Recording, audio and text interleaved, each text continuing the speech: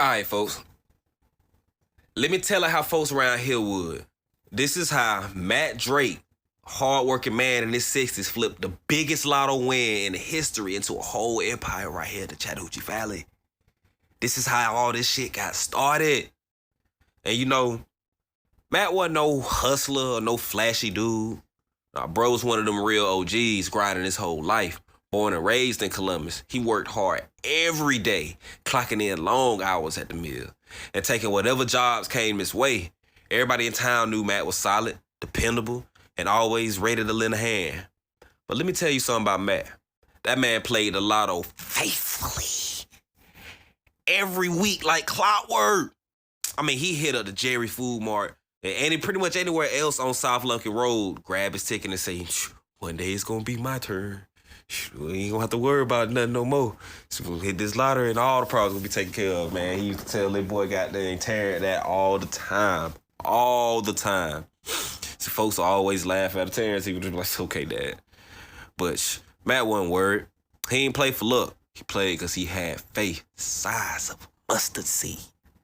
Then boom, one Friday night, it finally happened. Mac hit the Mega Millions. Not just any jackpot. I'm talking about $3.2 billion. Woo! Biggest one in history. Whole Chattahoochee area lit up when they heard the news drop. Matt was officially, man, I'm talking about, man, my boy got that. First thing you had to do, man, is you in Columbus, though. Says Columbus. He had to buy some security, you feel me? He had to buy it. And see, now most folks would have gone crazy flipping that money, buying all kind of cars, mansions, private jets, but not Matt. Bruh said, this ain't about me. This money gotta mean something. He looked around Columbus, Phoenix City, shit, even Smith Station and Eufaula, and he saw potential. Place that just needed, you know, a little love and a little vision, you feel me? First thing he did, he built 13 new universities right out here in the valley. Muskogee Tech went up in Columbus. Midland went up in the Midland area. He put Georgia A&M down there in Oakland Park.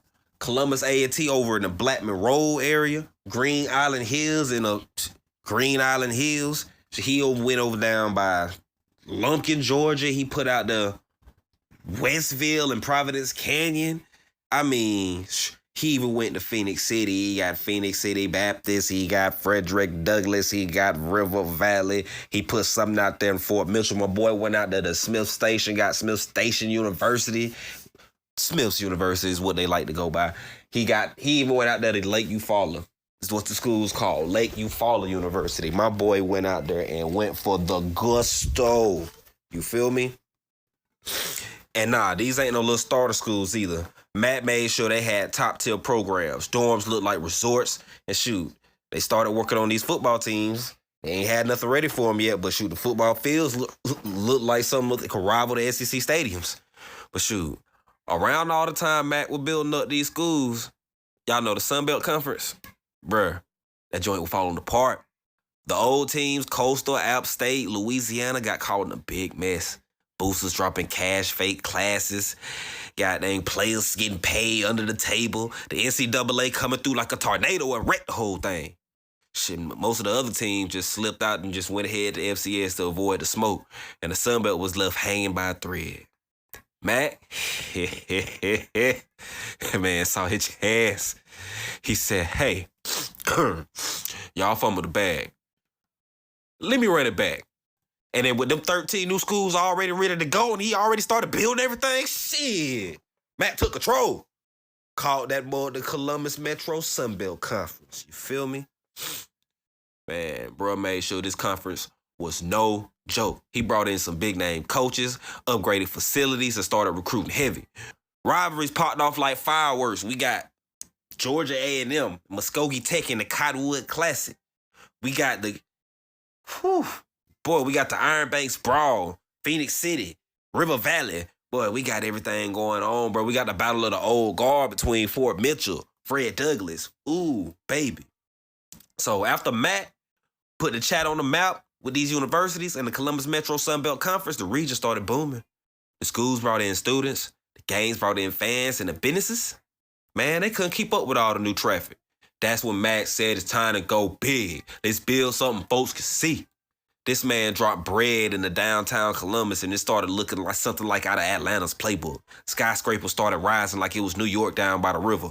Office buildings, luxury apartments, hotels. Bro had cranes working overtime. Skyline lit up at night with the lights reflecting off the Chattahoochee River.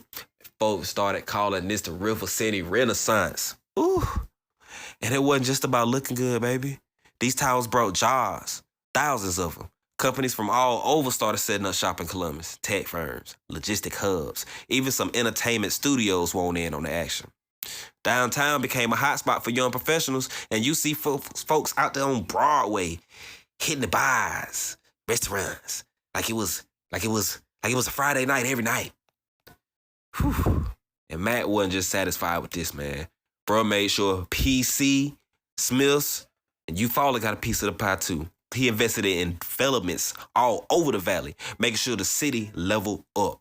Phoenix City's riverfront started popping with the new condos and the entertainment district that had folks crossing the bridge just to hang out. Smith Station, man, they got their first ever high rise.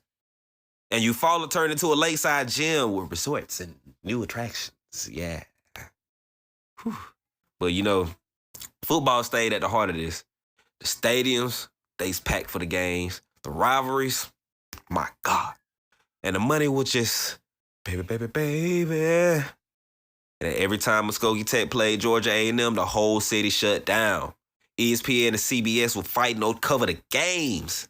And fans from all over the South were taking this new River City line that was just built last year all over to the action. Before that, they was doing whatever they could.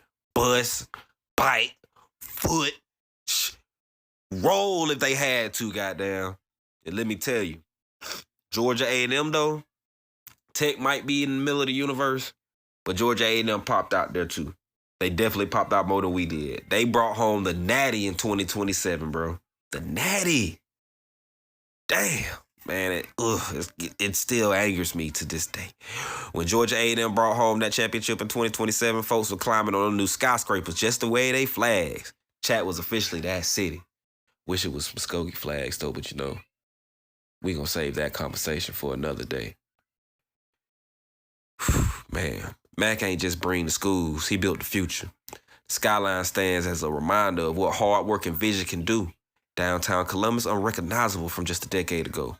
The River City line connects that whole region, and the Chattahoochee Valley is now one of the fastest growing areas in the South. From the tallest tower downtown to the roar of the stadiums on game day. Everything you see is thanks to Mac Drake.